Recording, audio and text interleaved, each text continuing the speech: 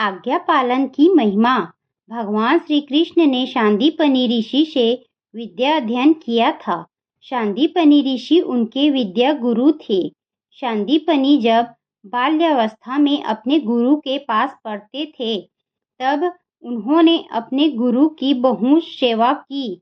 सभी विद्यार्थियों में सांदीपनि की गुरु भक्ति विशेष थी।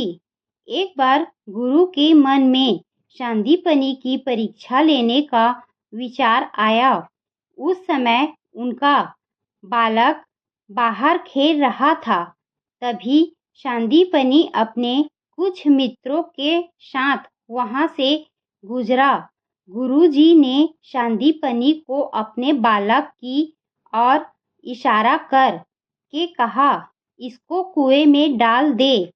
सांदीपनि ने गुरु की आज्ञा का पालन किया और बालक को उठाकर कुएं में डाल दिया। बालक कुएं में डूबने लगा। कुएं का जल नजदीक ही था। तभी विद्यार्थी कुएं में कूदे और बालक को बचा लिया।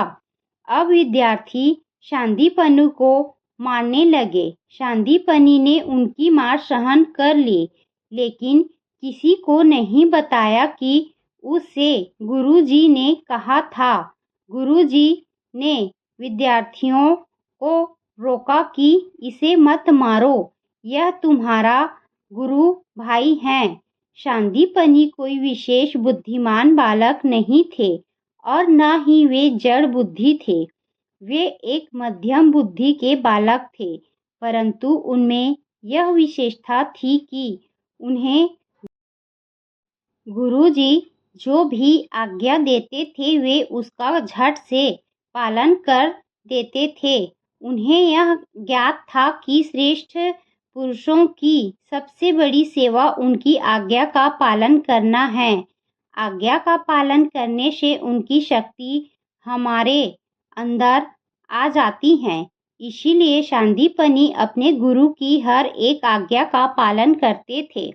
जब विद्या अध्ययन समाप्त हुआ तो सभी शिष्य अपने अपने घर चले गए। उनमें से कई विद्यार्थी अच्छे अच्छे पंडित बन गए। सांदीपनि भी विद्या अध्ययन कर चले गए। एक दिन गुरुजी बहुत बीमार पड़ गए। उनकी बीमारी का समाचार सुन सभी शिष्य उनको मिलने के लिए आश्रम आए। गुरुजी के शरीर छोड़ने का समय आया तो उन्होंने अपने शिष्यों को कुछ न कुछ वस्तुएं दी। किसी को पंचपात्र दे दिया, किसी को आम चनी दे दी, किसी को आसन दिया, किसी को माला दी। शिष्यों ने उन वस्तुओं को गुरु महाराज की प्रसादी मानकर बड़े आदर के साथ ले लिया।